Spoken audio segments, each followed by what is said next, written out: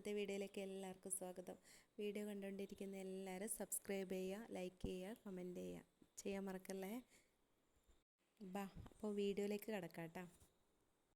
ഇന്ന് എൻ്റെ കയ്യിൽ കുറച്ച് ചക്ക കിട്ടിയിട്ടുണ്ട്. അപ്പോൾ ചക്ക വെച്ചിട്ട് ഞാൻ ചക്കപ്പൊരി ഉണ്ടാക്കിയാലോ എന്ന് കരുതലാണ്. അപ്പോൾ ഇന്ന് ഈവനിങ് സ്നാക്സായിട്ട് അത് ഉണ്ടാക്കാമെന്ന് കരുതി.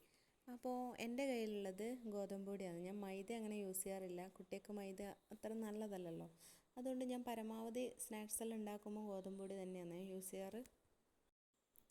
ഒന്നുമില്ല കേട്ടോ, വളരെ സിമ്പിളാണ്. ആവശ്യത്തിനുള്ള ഗോതമ്പ് പൊടി എടുക്കുക, അതിൽ കുറച്ച് പഞ്ചസാര ഇടുക, പിന്നെ അതിൽ ആവശ്യത്തിന് അനുസരിച്ചിട്ട് മഞ്ഞൾപ്പൊടി ഇടുക. ഒരു നുള്ളു മഞ്ഞൾപ്പൊടി മതി.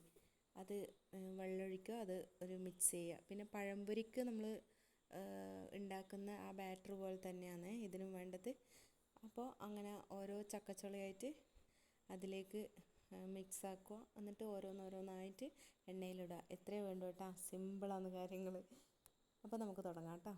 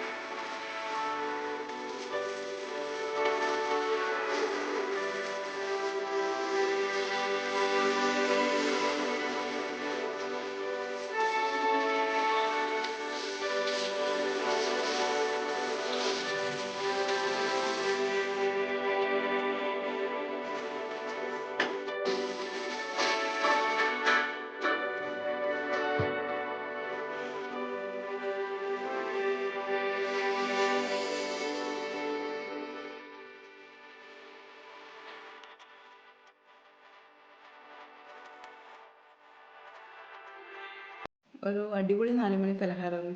ഒന്നുമില്ലെങ്കിലും നമ്മളെ വീട്ടിൽ എന്തായാലും ഒരു ഗോതമ്പ് പൊടി ഉണ്ടാവും. പിന്നെ ചക്കച്ചോള, ഇപ്പം ചക്കേൻ്റെ സീസൺ ആയതുകൊണ്ട് ചക്ക എന്തായാലും ഓൾമോസ്റ്റ് ഒരുവിധം വീട്ടിലെല്ലാം ഉണ്ടാവുമായിരിക്കും. അപ്പോൾ എന്തായാലും ഗോതമ്പ് പൊടി ചക്കയുള്ള വീട്ടിൽ എന്തായാലും ഉണ്ടാക്കാൻ പറ്റിയൊരു ഐറ്റം തന്നെയാണ് ചക്കപ്പഴംപൊരി കേട്ടോ. അപ്പോൾ ഇത്രയേ ഉള്ളൂ. ബൈ.